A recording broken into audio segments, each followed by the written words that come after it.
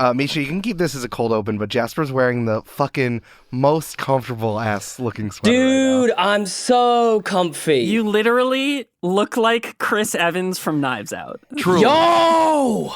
Mischa, coming in with those compliments that make me feel good on the inside. Yeah. That was nice. Calling me Chris Evans any version, but especially cozy Knives Out Chris Evans. Yo. Thank you, Mischa. Appreciate that. Now, have you considered Ransom Cartwright as your as your nom de plume? Maybe. Pretty good. It's very good. Jasper Cartwright's doing pretty well in the D&D space, but Ransom Cartwright is writing like philosophical treatises that get published for the next 100 years. Yeah, they're gonna make a musical about me, written by Lin-Manuel's like third grandchild or something. You know what I mean? Yeah. It's gonna be awesome. I take it back. Ransom Cartwright sounds like the whitest guy in the Lin-Manuel Miranda musical. He's played by Jonathan Groff. It's really confusing.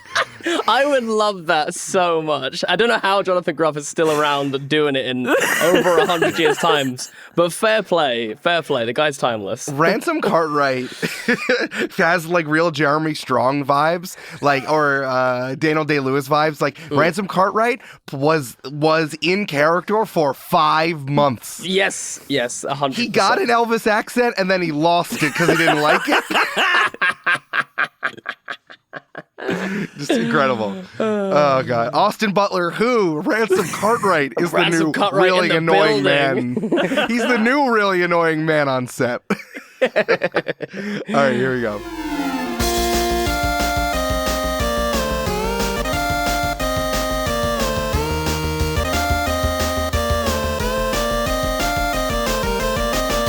Hello, gamers! Welcome to Games and Feelings, an advice show about playing games, being human, and dealing with the fact that those games will involve other humans. I'm your host and question keeper, Eric Silver, and the game within a game that I enjoy the most is when I make my players actually do mazes when I'm running a tabletop RPG campaign. Instead of like figuring out a labyrinth, they roll for like survival, and then I give them easy to harder mazes. Like maze for child in the shape of a bug to like something that's in the back of a Sudoku book. It's very fun. Hey, perpetual guest Jasper Cartwright, what's your favorite game within a game? My favorite game within a game. I was literally thinking a very similar thing where I get my party in whenever I play D&D to like play like actual drama games like that I did at university. And that's quite fun, like getting them to count but they can't overlap and doing like little improvisational games to figure out puzzles. It's quite a fun little halfway house between getting them to do actual riddles, because if I get them to do actual riddles, all I get is blank, hollow stares back at me. Just like, we aren't the clever ones. That's why we're all actors. So can you make this more attainable for us? And I go, yes, of course. I apologize. I rolled a 22, so tell me the answer, please. Exactly. That is exactly the vibe. And also I'm like, I don't want to be here for 5 hours doing the same riddle. So we'll do acting games instead. That's fair. Editor and sound designer extraordinaire, especially for Games and Feelings, Mischa Stanton. Hello. Mischa, what's your favorite game within a game? My favorite game within a game might be the mini game from the beginning of Kingdom Hearts 2, where you have to do all the jobs to get enough money. You like that part? Well, when you do like all of the skill upgrades later in the game, and you can just hit that ball 100 times in a row, 1,000,000 times in a row, and a crowd gathers around you and cheers you on in Twilight Town. It's the only time in any part of Kingdom Hearts where anybody acknowledges how cool you are. That's fair. No, that's fair. It's really nice to just be like acknowledged for my talents one time. I would like to acknowledge your talents right here, right now. Yo, check that shit out. This kid's name is Roxas. That shit's wild. This actually reminds me of how much of a stan I am for Blitzball in Final Fantasy X. Oh, like, can I change my answer? That's actually the right answer. Game. Yeah, like I genuinely, like the amount of people that are like, do you remember Blitzball? And I'm like, yeah, I do. It was the best. And everyone looks at me like, I hate you. Like, you're everything that's wrong with Final Fantasy. And I'm like, that's fine. But I was incredible at Blitzball. World champion, baby. Let's go. I'll come with that energy. Let's go. I'm fine with it. That's incredible. Jasper, you're everything that's wrong with this. You like sports and Final Fantasy. Exactly. Yeah, exactly. They appealed to an audience of one putting Blitzball in that game, and I'm fine with it. Special shout out to Gwent, which I don't know how to play it, but sure does sound funny. Good name. Heck Good yeah. name. Gwent is good, actually. Gwent is I actually play the Gwent game on my phone. Like, wow, yeah. I heard they spun it off, but yeah. I, again, never played it. Just thought it was neat. It's pretty rad. I'm not gonna lie, it's pretty rad. It's a fun game. Yeah.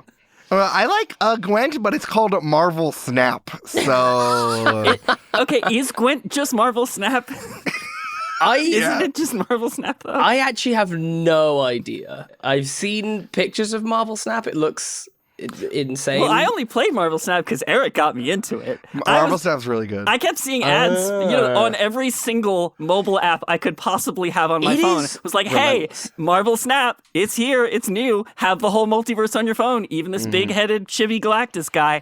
And then Eric was like, yo, the meta. And I was like, damn, there's a meta. I gotta get in there. That's true. I did send you articles about the meta. That one's on me. I'll take the L on that. That's me. Yeah, that's on you. I think Marvel Snap really quickly moved into that thing of too many adverts for me, like where like I was 100% down to play it, and then like I crossed within like 2 days there had already been too many advert for it, and I was like, nah, I hate this now. I'm bored of this already because I feel like it's just in my psyche, and I don't appreciate how strongly this is being advertised to me. Like, I downloaded it and then actively refused to click on it. Yeah. This is what they're spending money on. They're spending money that the big mouse, Disney, is shoving Marvel Snap ads into your face instead of giving more episodes to the final season of The Owl House. That's what it is. Yep. Listen, they're certainly not paying me to make any more of that Galactus podcast, so they got to use the money for something. I'll tell you that much. For sure. I am so happy to have you. This is our first 3-person episode of the Jasper Cartwright era. When the meta changed and Jasper Cartwright got added. Get used to my voice, everyone. Jasper, I love you, and so does everyone else. I don't know why I keep saying that. We have 3 episodes in a row. Jasper keeps trying to situate himself as the heel of the podcast. Meanwhile, everyone just sees him as the face. That's actually that's a good wrestling persona, is if you think you're the heel, but if you're really a face. Your persona is like, I think I'm a heel and I'm gonna try it, but then you're just like too nice. That's a good wrestling persona. I feel like Everyone it's like a baby T-Rex. You know what I mean? It's just like, it's like, oh, but you're kind of cute though. Exactly. Everyone would watch that on SmackDown. I would certainly watch that. Hell yeah, baby T-Rex on SmackDown. Let's go. There is a wrestler on AEW who I think is a Tyrannosaurus. I do need to talk to Julia. It might just be a portmanteau of like a saurus and I think it might be Wrestleosaurus. I'm going to have to ask. But I think that exists, guys. We are not coming up with new content. Oh, wow. Okay. It definitely isn't this. Disclaimer. But the only thing I can picture is Barney coming up behind some dude and like flying elbow. RKO out of nowhere. Yeah. I can imagine Barney doing that. Mischa, again, I do not want to say that you're wrong on a podcast you edit, but that was the first commercial for Super Smash Bros. You know, the one where where the big Donkey Kong, Yoshi, and Mario, and I think it was Pikachu, all fought each other in a field. That did happen. I'm sorry. That did happen. That did happen. That's true. You dreamed it into existence. It was the hit commercial that everyone remembers about the first Super Smash Brothers. All right, well, we got enough bants out. See, Jasper, I say bants now that you're on the podcast. Oh, thank you. Makes me feel like I'm at home. I mean, I am at home, but like, you know what I mean? No, it's good. It's good. All right, we're going to go into games that are giving us feelings. Ordinarily, we would talk about games that are that we have played recently that's giving us some sort of feeling. But this is an opportunity for us to talk about something that is relatively in the news, if only because it kind of intersects with something that we recorded a few months ago, our games and feelings and workers' rights, as we talked about what is going on with Dungeons and Dragons and how Hasbro and Wizard of the Coast is dealing with it. So at that time, it was very funny. We set the table for all of this, which was in December. Hasbro, the parent company of Wizards of the Coast, the company that owns the game Dungeons & Dragons, we're really looking to monetize D&D. That is what the president of Dungeons & Dragons said in a talk to investors. So you know that shit's real. You know that shit's fire. And then immediately it started happening in January as they tried to revoke and change the OGL, which is called the Open Gaming License. We are not lawyers, and neither are many of the people on the internet. So I'm going to give you a very, very quick summary of this. And I hope that we get to, because you might have seen this all over the internet. And since this is out on February 3rd, we're kind of in like a stopping period at the moment. So I'm going to summarize everything really quickly. If you are not aware, the OGL stands for the Open Gaming License. The Open Gaming License was established in 2000 to allow people to make and sell content about Dungeons & Dragons that the company Wizards of the Coast wasn't making. For example, new classes, new species, new adventures, new settings, etc. And you could sell it, and it was kind of okay and fine. Well, just very briefly, because I listen to every single podcast you make, Eric, and I don't know if you've mentioned this anywhere. The release of the OGL 1 was concurrent with Dungeons & Dragons 3rd edition. Like it was also bundled into the release of a new edition, which is exactly what's happening here. Anyway. Right. It is important because 5th edition is kind of like has been going for a few years now. It's been out since like 2018, which is truly wild that it's been out for over 5 years. And this is corresponding with I don't even know the name of it because I care about it so little. 1 D&D, which is kind of like the Battle Pass, the freemium game of D&D. They're trying to change it into like something you pay on a monthly basis, that it's constantly changing, that there will not be additions anymore. And also like that the purchase of D&D Beyond, which was a separate company for, if I remember, $150 million, they're really... Wizards of the Coast is really trying to make this worthwhile, and they're moving a lot of that stuff online, and a lot of this stuff is going to be based on D&D Beyond, which is weird because I don't play Dungeons & Dragons online. I know a lot of people don't. Yeah, a lot of people do, but it's kind of wild as a business opportunity. The point is they're really trying to get the money for this by optimizing D&D Beyond and by changing the Open Gaming License to really restrict and make the content creators who love the game make their life a living hell. It really had some terrible terms. The community fought back, started unsubscribing from D&D Beyond. Wizards of the Coast started making some caveats. They made a really shitty apology, and then they made a better apology and put a different guy as the face. And right now there is kind of like a commenting period, as if this was a Unearthed Arcana set. I know, Mischa's making quotes, and I feel the same way. It's a commenting period that's just ending of 2 weeks where people can comment on a literal legal document like it is a game system, which again is wild. And we'll see what is going to be taken into account. This has been really wild and destabilizing for the last few weeks. And I've heard a lot about this stuff from third-party people who got notice of it before the beginning of the year. Yes. So it's all that I've been thinking about for the last few weeks, and I'm sure that the two of you have as well. I think since we're kind of at the tail end here, I think the feeling that I have is a little bit of dread that like the things I love, even the most basic thing, a game of pretend I get to do, is owned by a corporation, and that makes me sad. And although I'm a little hopeful, which is another adjective I'll add, that like a community of people can band together and tell a corporation to fuck off, it still reminds me that like the things I love are owned by corporations, including games. Yeah. Yes. I think it's kind of giving me like the reverse feeling that you're having, Eric, where because I've been a longtime Magic the Gathering fan. I don't know if I've mentioned it on this podcast before. I'm a longtime Magic the Gathering fan. I've been playing also since about 2000, like since the reveal of the first Open Gaming License, which has nothing to do with Magic the Gathering, except that they're both made by Wizards of the Coast. And Wizards of the Coast is a company that was made on the back of Magic the Gathering. Yes. So like everything they've been doing to Dungeons & Dragons now is only because they've been doing it to Magic for years and years, and they looked over and realized, oh, we can do this stuff with all of our properties.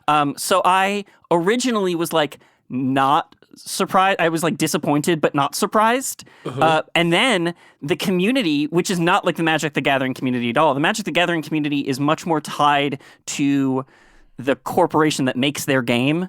Right. The game and the company are much more intrinsically tied together than they are with Dungeons and Dragons. Well, the monetization side of it is a lot more like accepted, right, within Magic. Like in the sense you have to buy the cards, yes, and do you know what I mean? The monetization of it, like Wizards also ran the pro circuit for a while, which was the only kind of way to become famous and make money doing Magic the Gathering. They stopped doing that a few years ago as part of this overall corporate synergy strategy to get more money out of casual players. They just like straight up ended competitive play entirely across the world and across the country. It was wild.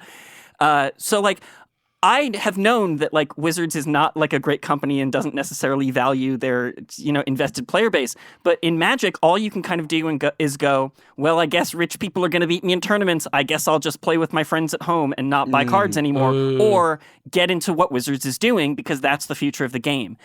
In Dungeons and Dragons, most of the game exists in people's imaginations, so people have more ownership. There's a much easier way to play without being, beholden to Wizards of the Coast, the company. And so to see the people rise up and say, no, we don't want this, try again, is like uplifting to me. To be like, oh, you can fight back against this. You can take ownership of your game. Yeah, I think I'd jump off the back of that and say that I think the thing for me that really jumped out was like, a lot of this stuff is about messaging. It's about like the way that you go about, it's all about narrative. It's all about if you're going to make a change to something that people will enjoy, it's all about how you put that forward and the reasons why you put that forward. Now, I think, honestly, if Wizards of the Coast had come out and said, hey, look, we're worried about being in a situation where, Amazon Prime and Netflix and stuff like this is going to go around just making D&D content all the time and making all this money that's not going to cycle back into the community and whatever, I think there might have been a forgiving argument for making changes to the open gaming license. I think the community might have said, like, I can kind of get on board with that, like that part of it. And I think that that's something that I've then since heard as a sort of half apologetic, like, oh, this is the real reason. It's because we want to go after those big, exactly. And you're both shaking your heads because it's like that's become like the fallback almost, the like, oh, guys, we weren't really coming after you kind of thing. Right. And just like in the shitty apology, they were like, no, this was about NFTs, guys. Exactly. Come on, if this is about NFTs, get a grip. Well, even worse than that is they didn't just say that. They said it's only about NFTs and getting harmful content out of the game. So it's like trying to say, if you don't like this OGL, you might as well be a racist. No. Yeah, that we was just wild. don't like what you're doing to people. That was absolutely wild. Like, I mean, just go after TSR if that's what you're worried about. Do you know what I mean? It's like there's ways to do this without the open gaming license. But anyway, and I think the point that then I'm going to make is that I think that they are, and I think I tweeted something like this, like similar out at the time, but like they're biting the hand that feeds. And I think that for Hasbro, they don't realize it. Like they just don't realize it. They don't understand that like without the content creators, like sure, Stranger Things did bits for Dungeons and Dragons, but let me tell you, no one would still be playing Dungeons and Dragons if it wasn't for Dimension 20 Critical Role, Join the Party, Three Black Halflings, all, do you know what I mean? All these many content creators which make the game, which are the lifeblood of this game. And that's, I think, the fundamental dissonance that they have messed up with. If I was in their position, you should be approaching all of these content creators being like, how can I support you? If we give you support, is there a way then that we can tap into this thing that you've made? Do you know what I mean? Because like if they were to come to Three Black Halflings and say, we'll uplift you, we'll give you money for this or that or whatever, can we run ads or can we, you know what I mean, be a part of your community? Of course, that would have been a conversation. Now, they'd have to make me an unbelievable offer for me to say yes. Do you know what I mean?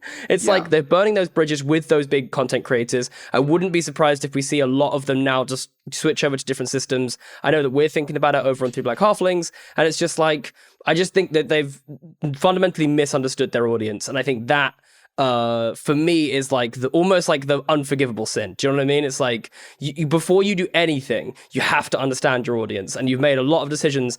And what's even more hurtful, I think, is that I know there is incredible people at Wizards of the Coast who would have been saying this, like in every single meeting, would have been repeating these same points that all three of us have just made in this room, that there would have been people at Wizards who are like, guys, you can't do this for X, Y, and Z reasons.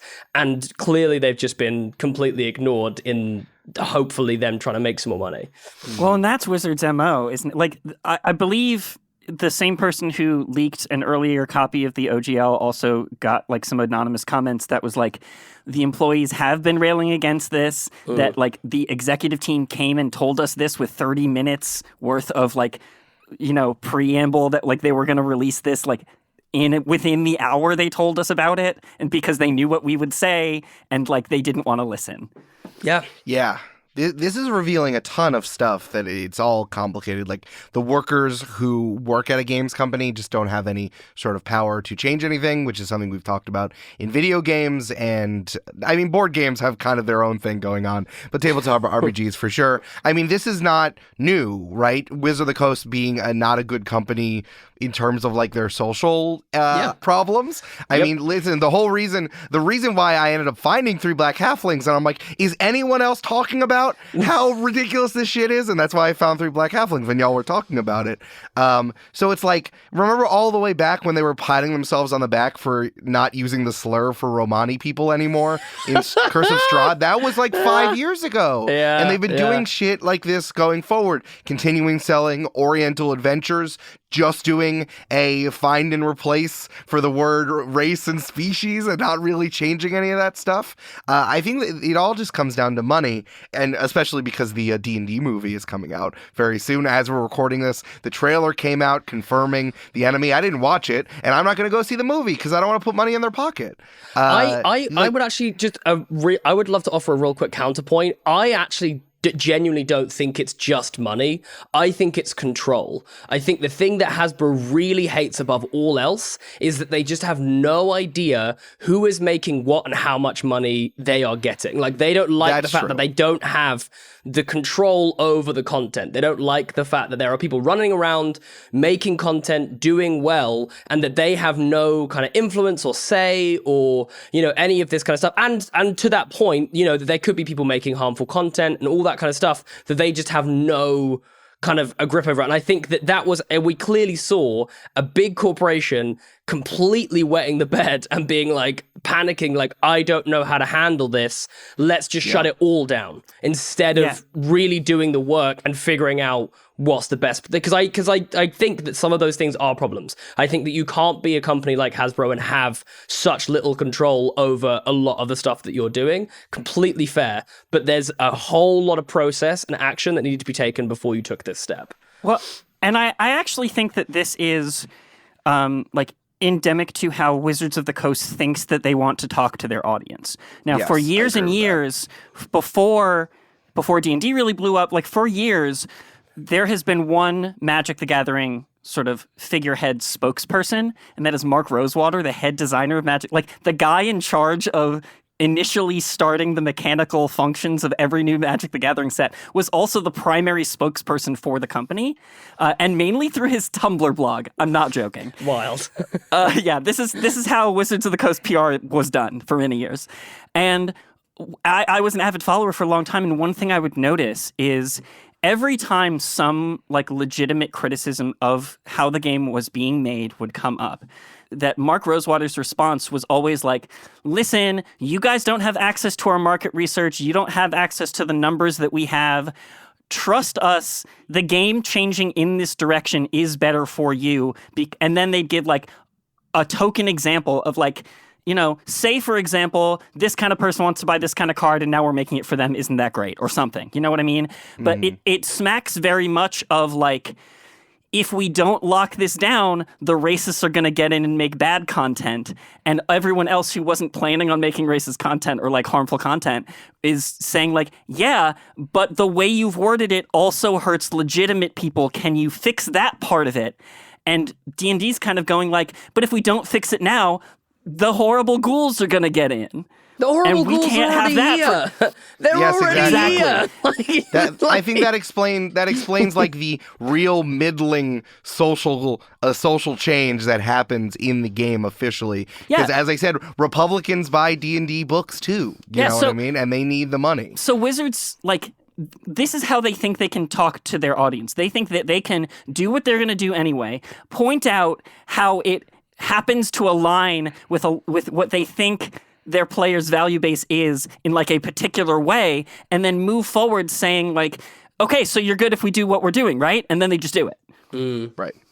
I also agree with Mischa on this, and Jasper.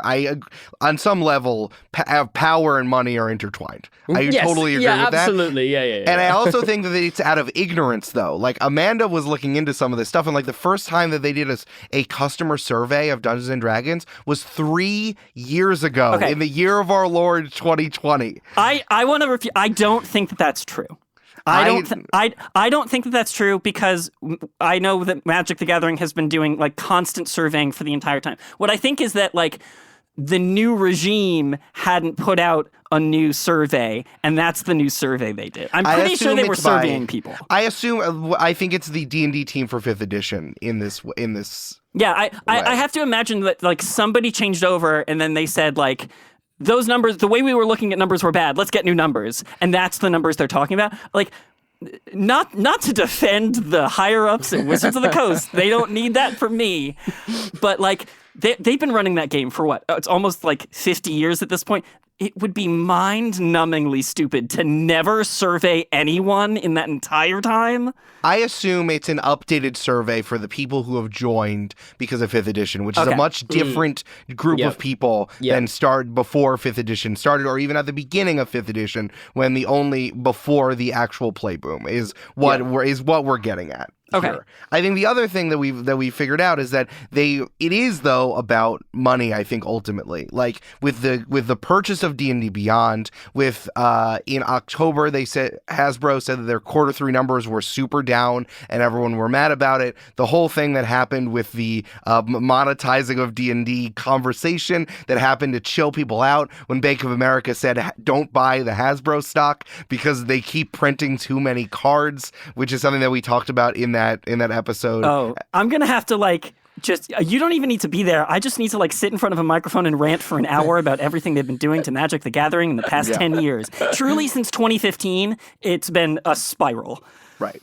So, if they're trying to make money back on this property, which they're saying that they want to, turning it into a 4-quadrant IP, like Harry Potter of Lord of the Rings, I agree. They just don't understand what they have on their hands. No. You can't, there's no story here. And when I said that, I'm like, I don't know what they're turning this movie into when Dungeons & Dragons inherently is just kind of like a fantasy pastiche. And people are like, oh no, it's going to be about the Forgotten Realms, or it's going to be about Eberron. I'm like, that's not a story. That's a place. Well, actually, and that's what gets me as Magic correspondent is, so they've been trying to do the same thing with Magic the Gathering for many years. Yeah. I want to say 2018, 2019, right around the time of Avengers Infinity War, they started pulling together a main cast and sort of standardizing their plot and getting rid of plot elements and paving the way to 4-quadrant the story of Magic the Gathering. And to be quite honest, that probably would have worked better because Magic the Gathering at least has had a linear story and consistent characters the whole time, as opposed to Dungeons and Dragons, a game system which has no story to it. But and they attached the Russo brothers to produce a series for Netflix, and it never went anywhere. And they have been Wizards has been doing this constantly. And you mentioned this, Eric, in a previous episode that they even had a previous D&D movie that was bad. Yeah, the one in the early 2000s. Yeah, the 4-quadranting is not a new phenomenon, but they for some reason tripled down on it now. Yeah. I think the thing that I want to get at ultimately is the thing that confuses me. Well, there are two things that I really want to touch on. There's one, that there still isn't a journalism or critic class or a group of people around this whole situation. This has been very nicely reported by Linda Codega over Shout out to Linda! Over at Gizmodo. Shout out to Linda, who with their they them pronouns is always saying, no, that's me. They're talking about me in these PR releases, which is very funny to me. But the people who've just been kind of saying things about the leaks and then are making it harder for Wizard of the Coast employees to live their life. That's not journalism. Saying that you heard one thing, that's not journalism, and it's dangerous, and it only cheapens the cause of the people who are pushing to make sure that this company is held accountable. That's one thing that worries me and scares me. Yes. And the other thing is I still don't know how this is going to shake out. No. Listen, I don't care about what Wizard of the Coast does. I don't remember the last time that I spent money on a D&D product. Like, because like the game is the game and the game is mine, and a company doesn't get to tell me what I do or what I don't do. And what I do at my table is the thing that I want to see in the world, and like I'm not going to give them their money which is what ultimately a corporation needs to thrive. I'm not going to put blood into the machine. But at the same time, is that at any point they can upend people's lives and make this thing bad, make it not fun to do. And I think that's wild, that the thing that like in the pit in my stomach, and as much as we're fighting, and I'm so happy for the signatures that came in from the open letter at #OpenDND that I helped organize and I helped write. It was wonderful. And Mike Holick over at Mage Hand Press is awesome. It's still just like, it's sad remembering in so many things in 21st century that like things that I enjoy are still owned by people who can try to just like fuck with it, which is how I similar feel about Twitter.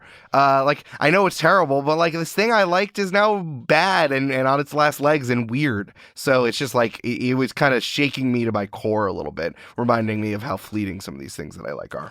Well, I hear that and I agree, but also like the solution that the community has come up with is the exact same solution that like political activists are coming up with for a solution to like our nation, which is to like build dual power where you are.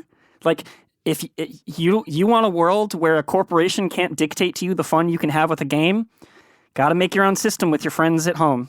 You got to like get together with your community. I know. It's just the fracturing. It's the fracturing of all that stuff. And now it's like Star Wars, where I got to convince Saw Gerrera to do what I want, but he has a gun to my head. I'm like, I just want to play a game, Saw. Can we just do it for us, Whitaker? Is that okay?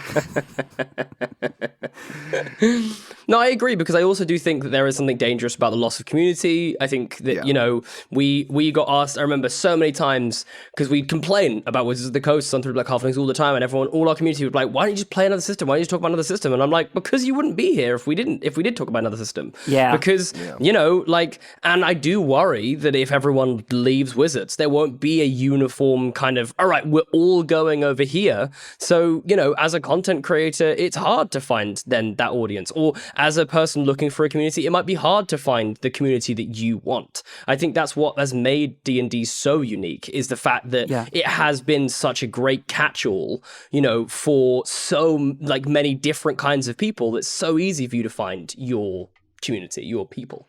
You know what occurs to me only now listening to you talk, Jasper, is that this moment is exactly like the Tower of Babel. Is everyone was talking to each other and building great monuments on their own, and God got mad and said, now you have to all talk different languages to each other.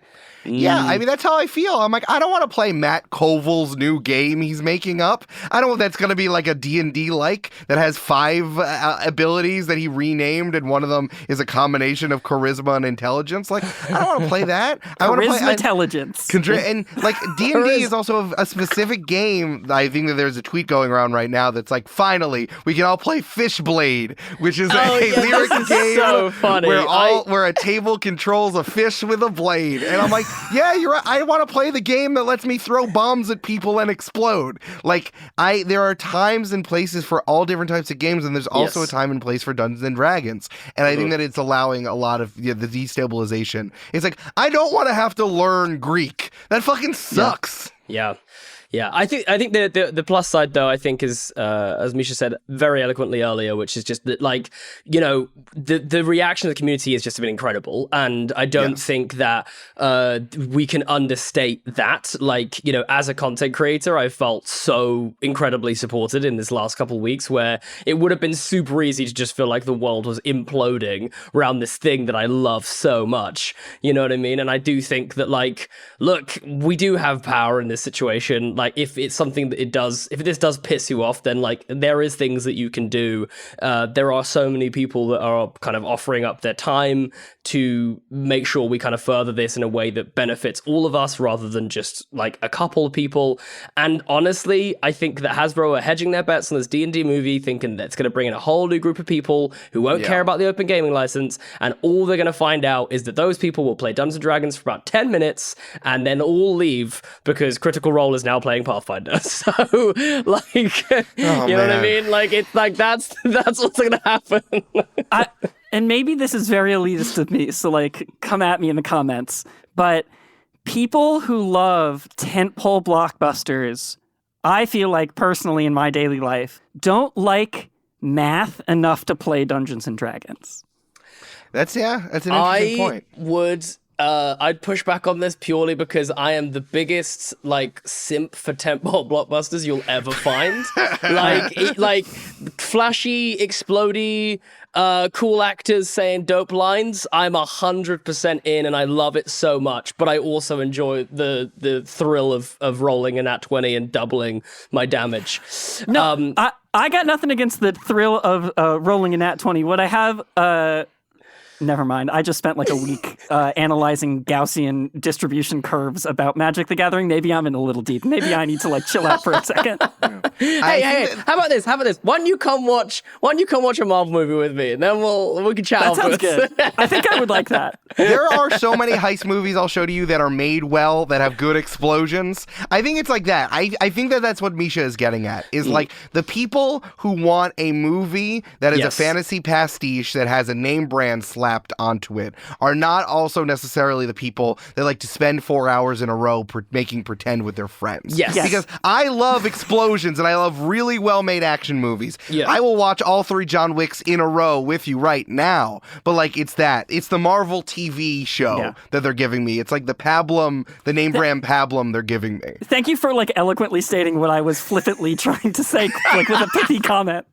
No, I will actually second this, because I think that I do agree that I'm the kind of guy that goes to watch the Marvel movie and digs into the filmmaking and why this is actually a legitimately incredible movie.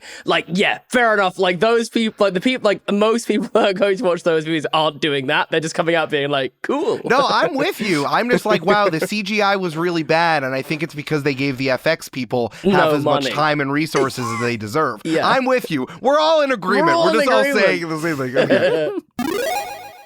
Hello, this is Eric in the present. I did not think this would happen or I would have such good news, but just as a cap on the open gaming license story, Dungeons & Dragons / Wizard of the Coast / Hasbro totally backed off. The OGL is going to stay the way it is, and they're going to put the 5th edition rules into Creative Commons.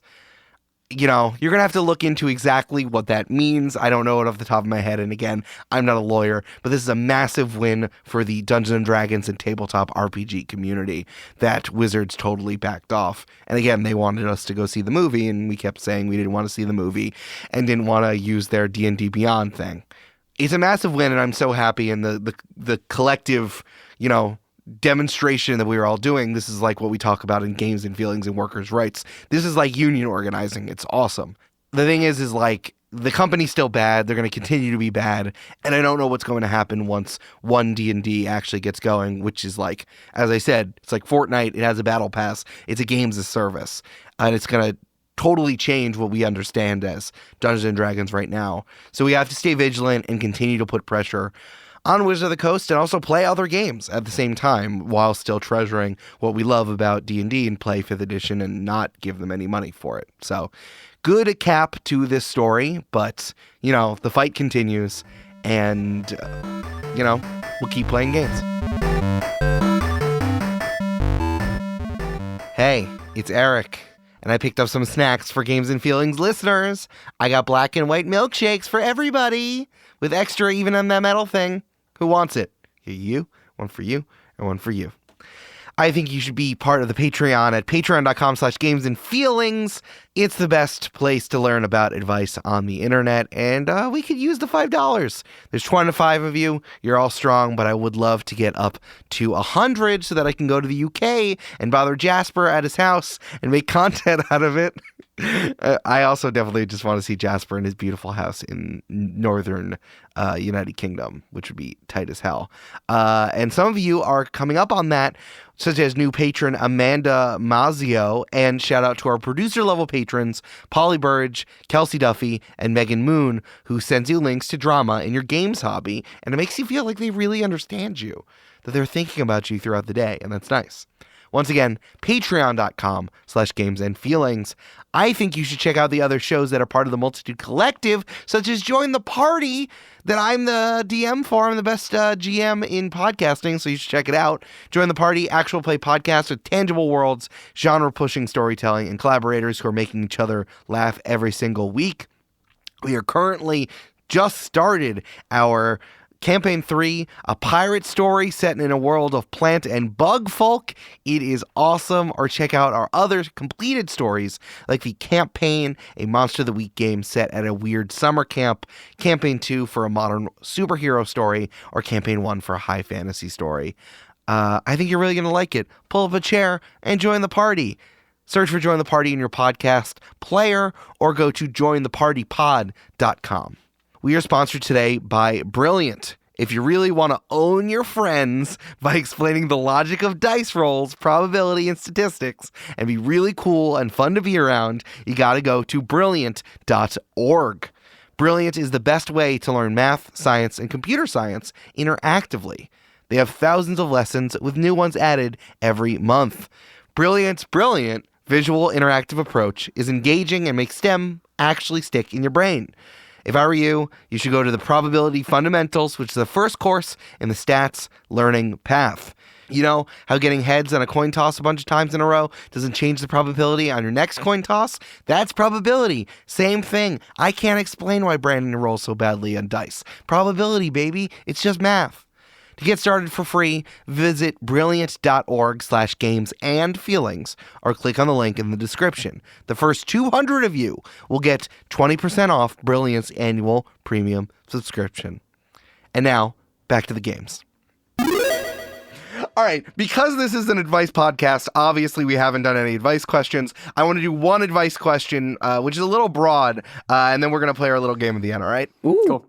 All right, folks, we've had a lot of questions about, like, how do I get into video games? And I want to use this question because I think it's very, like, well put together. And I think that, like, we can give some, like, surface level advice, you know, or at least encouraging, like, you don't have to be totally in the weeds so far to get there.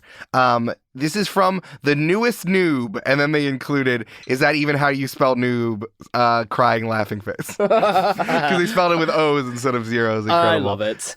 Yeah. I think, and their pronouns are she, her. Hi, I was wondering if you could give some advice on how to get into video games as an adult if you've never played one before. I am AFAB, and growing up with my family was very strict on video games are for boys. Fucking boo. That's me. Yeah, I big said boo. fucking boo. Big boo.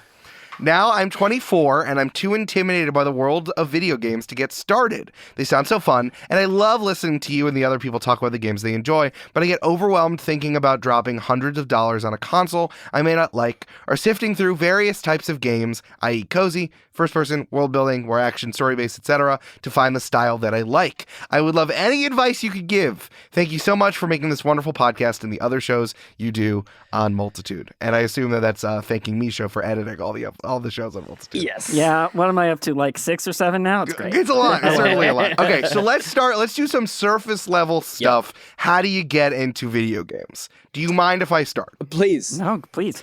If you need to get a console, just buy a Nintendo Switch. Yeah. I would say don't invest in the Xbox and the PlayStation unless you already have a good Windows computer. Just buy a Switch. I think that it might have the widest range of things you want. It's pretty cost effective. You should also buy a Pro controller so you don't have to deal with the dreaded drift. But yeah, I would say Switch. But y'all heard about the new updates to Joy-Con drift drama? Have you heard about this? What's this? A third party invented a new type of joystick that plugs into the Joy-Con's motherboard that instead of using a sensor that is physically abrasive, which is why Joy-Con drift happens, is that the sensor gets worn down over use. The new one, I think it's called the Hull joystick. It uses magnets, and so it never touches each other. Whoa. And so it is purported to be the cure to Joy-Con drift. And there's a new, it's just coming out into third-party controllers now. There's one that's like shaped like a GameCube controller that you split in half and put it on either side. And it's the first third-party controller to use these new joysticks, and it's like, hey, if you get this, we guarantee you will not experience Joy-Con drift. Okay, so Mischa, you're going to send me the link to that. See, this is what I was saying about getting too deep. Surface level. Sorry. Surface Sorry. I got into the weeds. You're right. I got into the weeds almost immediately. Mischa was on the baseball field and then went, look in the woods, and then ran into the woods. Surface level, I completely understand not wanting to throw hundreds of dollars at a thing you might not enjoy. That is absolutely the biggest barrier to entry to video games, is that like even the Nintendo Switch is like $300, and that's a lot of money if you're not sure you're even going to like these things. Yeah. I mean, my biggest piece of advice, how do you get into video games? Find a friend who's really into a video game and play couch co-op with them. Even if it's a single player game, just play with them. Ask for a turn and see if you like it. Like, for example, my wife, Erin, couldn't play video games for a long time. She's an only child and also only has use of one hand. So for a long time, she couldn't play video games because she didn't have consoles, because she didn't have brothers and sisters who had consoles, and she couldn't physically use the controller. Now there's a ton of adaptive controllers. We actually got one recently that is mini. It's a mini controller for a Nintendo Switch. It's it's not a visual medium, but she can reach every single button that you need for a Nintendo Switch on one hand now, and she puts it on her leg and she just uses one hand, and it's great. So there's a lot of barrier to entry to seeing if you like them. Yes. So if you have friends who like them, ask them hey, do you have any games you might think I would like? These are TV shows, books, movies that I kind of enjoy. This is the vibe I want to go with. Hopefully you have a friend who can curate an experience for you such that you will like what they put in front of you. I would also say, caveat to that, find a friend whose recommendations you trust. Some people can recommend things because they think you will like them, and some people recommend things because they like them. And those are two different recommendations. Somebody being I love this, I had a great time, is different than saying, I played this and I think you would like it because this. Nice. Jasper, what do you think? Okay, so I am going to say I completely agree with all of those things. I think if you bite the bullet and you do get yourself a console of any description, or you get Steam and you download a couple of cheap games, they always have a bajillion sales on and stuff like that, so you can pick up some very, very cheap games that probably aren't too taxing on a PC either. You could probably play them on a half-decent laptop as well. Good point. I think most PCs max in anything can play Portal now. Yeah, exactly. There you go. You can get there's a good handful of games I think that you can get. The biggest things I would say for me, narrative. Get yourself narrative games. They've all escaped my mind. Of course, they have Telltale games, stuff like that, which are just super kind of narrative heavy. Not kind of huge on controls. It's effectively just playing your favorite TV show or film or something. That's a great kind of entryway, I think, where you don't have to get too bogged down on looking down, looking up, looking down, looking up.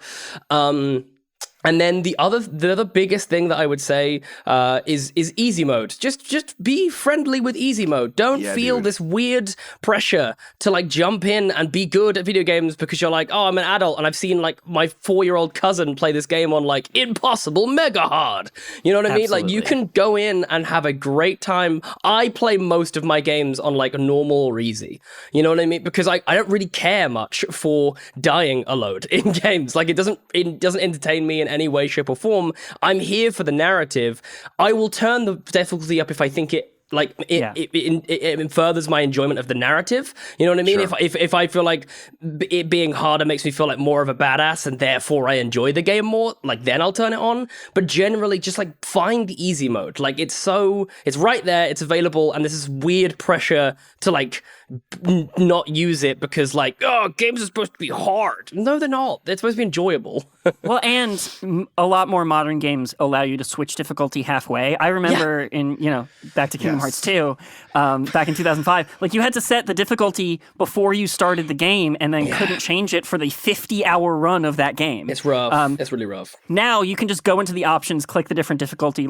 If it's too hard, set it easier. If you start playing it on easy and you find you're actually better than video games than you expected because, I don't know, you play basketball and have hand-eye coordination or something, you can turn it up, and that's good too. Yeah, the other problem with Kingdom Hearts is that when you turn it from normal to easy, Goofy goes, "Gosh, you gotta get good." And I think that's the only problem with Kingdom Hearts 2. That's the only one. There's only one problem with it. Sure, that's is the that Goofy only still need to one get problem. good. I agree. Yeah, I loved Kingdom Hearts. Also, I that game. Oh man, I love that game so much. Yeah, and then he does that. The other one that I was just going to throw out as advice is just find some streams. Yes. Find some Oh my streams and some God. content creators. Like go out and just watch people play the games. Like I love Ark Survival Evolved. I've like really got into this game recently, but I suck so fucking hard at this game. It is unreal. I die all the time. I have no idea what I'm doing, and I derive huge amounts of pleasure just watching other people be awesome at it. And then I occasionally will go, oh, great, and I'll jump back into the game and like I'll have learned a new thing and be like, yeah, look at the thing that I did, and then like a T-Rex will come and smush my base that I made, but it's fine because I made it, and that's what counts. So like find some creators. It's also a really good way to kind of trial the game. You don't get like a hands-on feel, but if you watch enough like content and stuff, you get a pretty good feel whether like the game is your vibe or not. Because I also agree there's nothing worse than buyer's remorse when you've dropped like 50, 60, 70, whatever it is, of your local currencies on a game, and then you hate it. You know what I mean? I'll throw one last thing out for a person who has never been able to play video games before, as someone who I wouldn't say I'm not a gamer. I wouldn't say that I never was a gamer, but I'll say that like my gaming is like slow paced. I'm not like an intense gamer. If you've never played a video game before, it might distress you when you die in a video game. Death in video games can be a jarring experience because I don't know if you know this, most humans don't die regularly. Yeah. So like as advice to a person newly trying to get into video games, don't stress about dying. Yeah. Allow yourself to die. Smart. Don't get, and this is a problem I particularly have with first-person shooters. I have some structural differences in my brain that make me really bad at like 2D spatial mapping. So I'm like bad with directions. I don't always know where I am, especially from a first-person perspective in space. And so like when I shoot in the wrong direction, I stress out, I overcorrect, I'm missing, I stress out, and then I'm dead. And like the noisy chemicals in my brain start going off. And like, if you've never played a video game before, be aware that like that's going to happen and it's okay. Like, it's just pixels changing on your screen. It's not bad. Death in games is going to happen. And in fact, it's there specifically to teach you like, hey, that thing you did, probably don't do that. And like, that's all it is. Yeah. Exactly. Like maybe try something else next time. And that's all dying is. Like, don't stress about dying. Yes. I want to double down on that because Amanda has gotten into video games, and there's so much stuff that we don't realize as gamers are like lingua franca to us. Yeah. It's just like, oh, when there's a pit, jump over it. When there is a waterfall, look behind it. When there is like something else that you can go, when there are two paths, take both because one will have a secret. It's to double down on what Mischa is saying. If you are confused by something that's happening, ask someone a question. This is games, the artistic expression coming trying to talk to you. Yes. Yeah. And if you don't know the language, you don't know what you're supposed to do.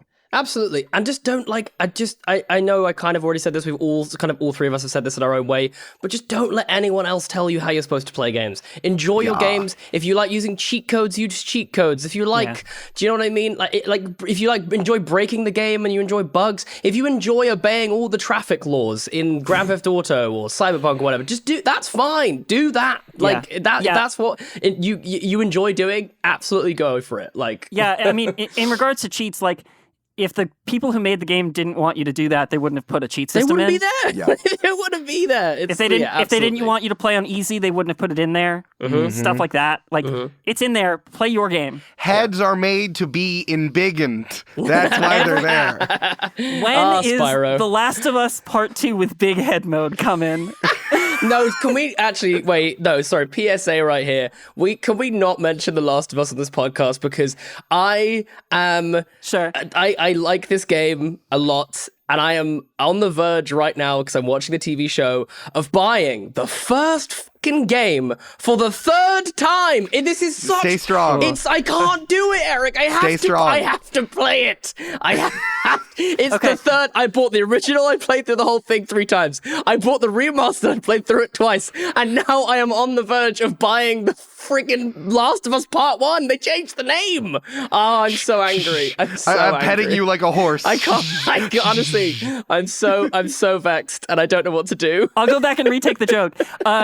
When are we getting Red Dead Redemption 2 with big head mode? Okay, thank you. There we go. Good. Okay, you got it. All right. I genuinely felt something rise up in me. Then I feel like the principal from like the. Have you seen the Community when the principal comes in dressed as a peanut butter bar and goes into the rap? That's genuinely what I feel like happened. I'm like, I don't know what that was. I'm sorry. Naughty Dog, rapid, taking the pie.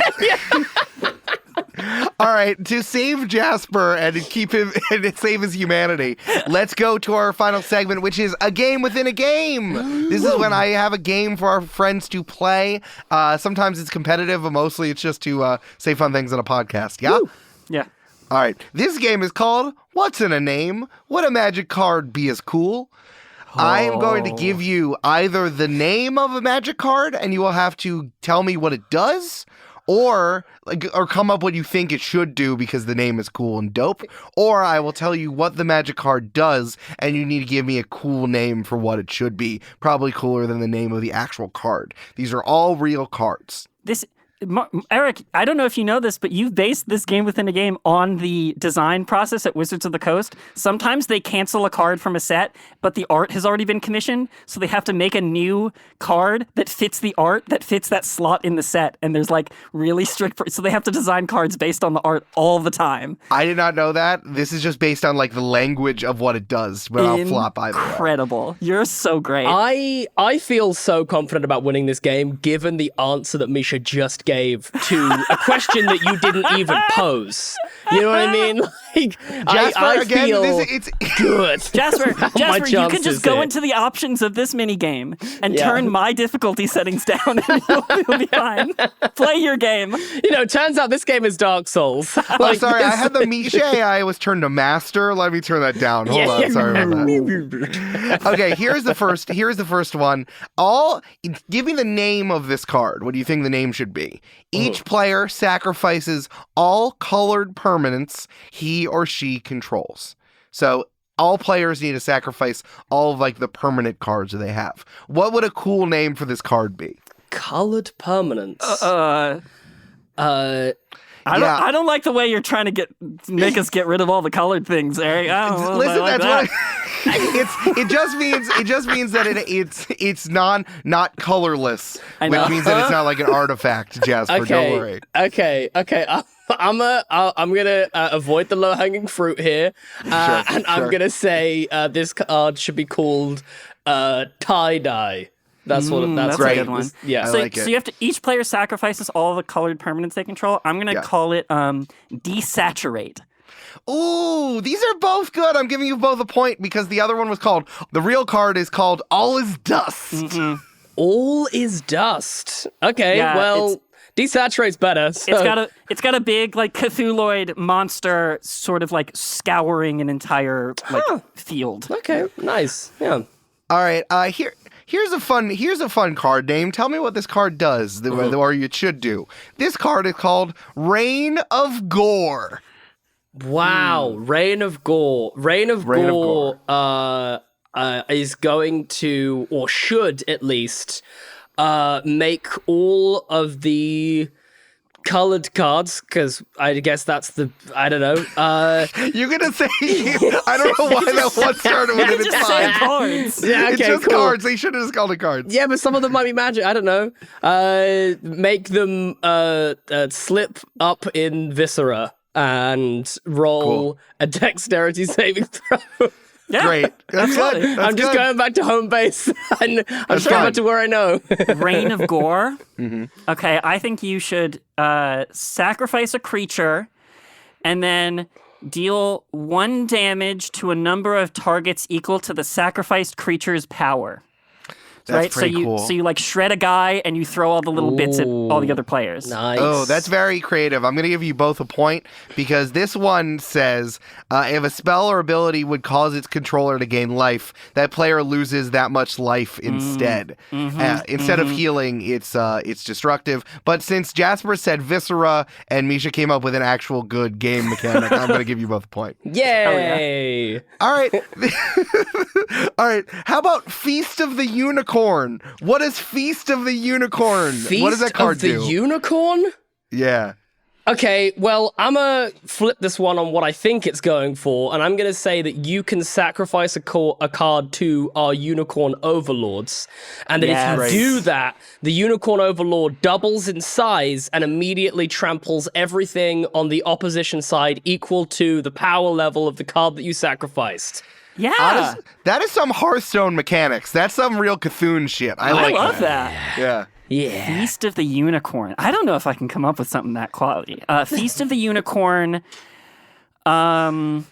Okay, Feast of the Unicorn is an enchantment. When it enters the battlefield, you make 3 food tokens, which sounds like a thing I just made up, but is a real Magic the Gathering mechanic. Incredible. And then it allows you to sacrifice foods to pump up all creatures on your side of the battlefield. That's very cool. Nice. Both of your things are better than what this was, so I'm going to give you both a point. Feast of the Unicorn, you just give a creature +4 to their attack, which is so boring. Rubbish. That's nothing. And like the painting, the painting on the card is just the head of a unicorn. It's like, what are we doing here? Okay. Can we be trying? So why? So like I was saying, that was probably a different card in development. They canceled the card, had a unicorn painting, and needed to design a card based around the fact that the art was the head of a unicorn. Right. There was a head of corn unicorn on a plate. Yeah. Yikes. I know. Yikes. That's like an aperitif of a unicorn. Come on. Okay, how about this card? Until the end of turn, target creature loses all abilities and becomes a blue frog with base power and toughness of 1/1. You get turned into a frog. What is the name of this card? Ooh, Mischa, feel free to jump in if you want to go first, because I realize I've bulldozed my way in. I legally can't because I know exactly which card this is, and I know. will win. Mischa, it's not Mischa. Again, the point is to make up a better name for this card. I know, but it's hard because the name for this one is really good and is the name I would come up with. So okay, I have it. It's Lick-a-Lot-a-Toad. That's the name of this card. Yeah. Yep. Yeah. So I'm having trouble because I really am having trouble coming up with a better name than Frogify, which I'm pretty sure is the name of this card. Frogify is good. I would have said Transfrogification, but the name of this card is just Turn to Frog.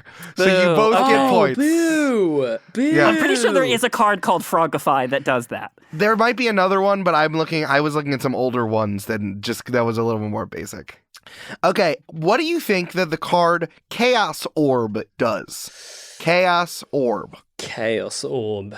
Okay, so Chaos Orb basically sort of everything everywhere all at once is you through the multiverses of different franchises. This is like a recent thing since Hasbro took over. And it's just other Hasbro stuff. So you go through the table becomes Monopoly for a second, then it becomes like other Cluedo, just like other random board games that Hasbro publishes. It's like that one shot in Thor: The Dark World where they just hop between portals from different board games. That's exactly it. And like, if any of your cards just like it there, like, you know what I mean? If you have a card that just likes Monopoly for some reason, they stay there. Yeah. I like it. That's good. Really good. That's good. Okay. Chaos Orb. Okay, so this is a problem because this is a very famous card and I know exactly what it does again. But Mischa, I don't like what this card does. You got to come up with a better one. I have a great story for you about what this card does afterwards. But but I'm going to come up with a new one. I think Chaos Orb, you throw it down and every player has to stand up and move to the seat on the left of that, or like clockwise, and now everybody has everyone else's battlefields and hands and graveyards and stuff. Oh, beautiful. I like that. Beautiful. You just stand up and move. Yeah. That's better. And you keep it permanently, so I hope you haven't invested too much in your deck. Yeah. Okay, Chaos Orb is kind of goofy. Basically, you need to pick up the literal card. You got to hold it at least 1 foot above the table. You have to flip it end over end so it goes flipping and flying. And if it touches any cards, they get destroyed, and then you destroy Chaos Orb. I honestly thought mine was dumb. That's not a thing. Chaos Orb is super dumb. All of the physical dexterity, there are like a handful of cards in Magic the Gathering that require physical dexterity challenges. Like this. This is the most prime example of one. Here's the fun story.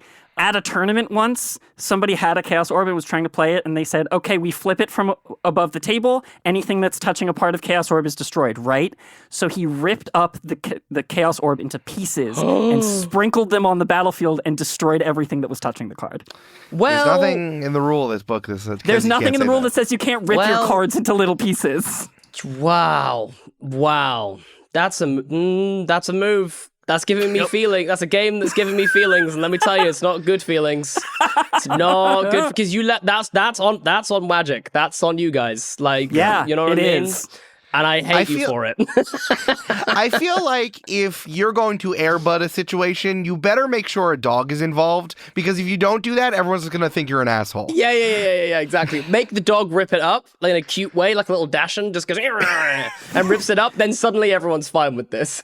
Okay, you're at PAX. You sit down across the table from a golden retriever. You go, this is weird. Judge! And then the Magic the Gathering level 5 judge comes over and just looks through the rules enforcement guide and just goes, there's nothing on the rules. It says dog can't play Magic the Gathering. That's it. Sorry.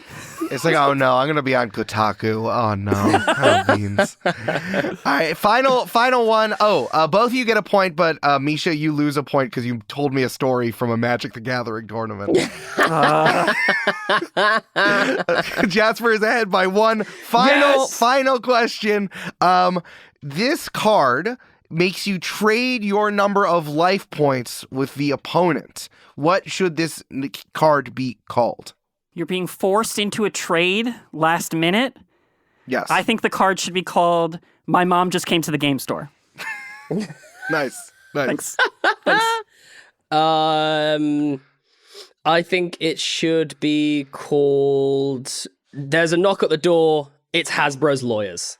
It's good. I would have said, oh, it's my girlfriend calling. Tell her I'm winning. Those are much better. I'm going to give you both points. The card is called Mirror Universe. I think that's kind of a basic, like, if you're going to have the card Mirror Universe, it's going to be the one that Jasper said before this for Chaos Orb. Yeah. Wait, surely. Mirror Universe should give everyone at the table token copies of everything everyone else has. That would be good. You know, you get like a reflection of the other player, and then they get your reflection too, and it's like, well, you know, and then you can play. No, I'm not going to get into it. This is. I've already lost 1 point for actually enjoying this game. I don't want to lose any more points. All right, it's the 3rd inning, and the batter, Mischa Stanton, is in the woods frolicking. But it's so nice in the woods, you guys. Look, there's a butterfly. I also really like the art of Mirror Universe. I can send it to y'all later. But it's like someone is opening a door, and it's themselves standing in the door with like white light behind them, and they look jacked and pissed. And I'm like, what did I do to my alternate universe self? That's amazing. I think that, that's what I mean. It should be that you see everything you're currently seeing, but it's just a little bit hotter, like 10% hotter. That's what Mirror Universe should be. That's pretty good. You have a side shave. Yeah, exactly. For sure. Jasper has won. What is in the name? Well, would a Magic card be as cool? Honestly, I was gonna have you both tie because this is a fun creative exercise. Listen, I've been a fan of this dumb game for over 20 years. Jasper won. It's well deserved, well earned, my friend. I've been a fan of this game for like 0 years, minutes or hours, but that's fine. I accept this graciously, whilst flipping the bird, just like, yeah, that's right, I'm a winner, baby. Jasper's doing lewd hand gestures I've never seen before. Yep. This is crazy. Inventing new ones. They're all from Magic the Gathering, I think. How did your fingers even do that? I didn't even know he had that many fingers. Are they That's like crazy. clipping into each other? What is that? It's true. He had a third hand that was inside of his body the whole time that only comes out for lewd hand gestures. Just for lewd hand gestures. It's the only move I know yet. Well, Mischa, because you lost, I will give you the consolation prize of being able to plug whatever you want. First, where can people find you if they like hearing you say this stuff and do this stuff? Thank you so much. I truly, after the loss of Twitter, I am set adrift among the social media seeds. I'm not really posting much of anywhere, except at my website, mischastanton.com. Yeah. Where I have all of my projects, including most of the Multitude shows and several other podcasts that I make, because you literally can't stop me. I wish you could. Please, oh God, help me. Hey, permanent guest Jasper, where can people find you when you're not being the permanent guest at Games and Feelings? Hello. You can find me at JW_Cartwright on all of the social medias. Again, not that I post there a whole lot, but sometimes I do and sometimes it's cool. You can also find the other show that I do, which is 3 Black Halflings. You can find us there at the number 3 Black Halflings, so 3 Black Halflings. And I do various other shows. I'm guesting on a bunch of stuff at the moment, which is very, very cool. And I'm excited to talk about that, but I'll get to that in a later episode. But for now, just thank you for having me and hope you're used to my voice now. Everyone loves it. It's been jammed into their head 4 to 5 episodes. I actually did get a really lovely message the other day from someone saying, "We love your voice," and I'm glad that you're a Games and Feelings. And I was like, "This is nice. Thank you so much." Multitude listeners, you're wonderful. You can check me out on Twitter because I am riding that goddamn social media account like it's The Rocket and Dr. Strangelove. You can find me on Twitter at L_Silvero, EL_SALVERO. My name is a Lucha Libre wrestler, and the show Games and Feelings. That's the N, like linens and things. We're also on Instagram, regularly spelled, I think. I can't remember. The best place to submit questions, though, is to go to our website, gamesandfeelings.com/questions. We always need more. I am looking up them, I promise. And you can support the show at patreon.com/gamesandfeelings and see the links in the episode description. That money goes to all 3 of these boys right here. So, and they're also spelled boy in the various ways to accommodate all of our gender presentations. Bless you. So please do that. And you can check out the links in the episode description. Thank you, Mischa. Thank you, Jasper. You're the best. Thank you, Eric.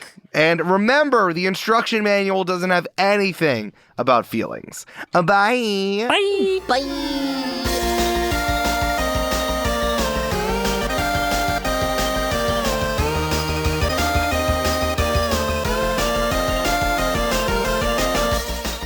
Games and Feelings is produced by Eric Silver and edited and mixed by Mischa Stanton. The theme music is Return to French Toast Castle by Jeff Bryce, and the art was created by Jessica Boyd. Find transcripts for this episode and all episodes at our website, gamesandfeelings.com. Until next time, press X to enjoy the podcast.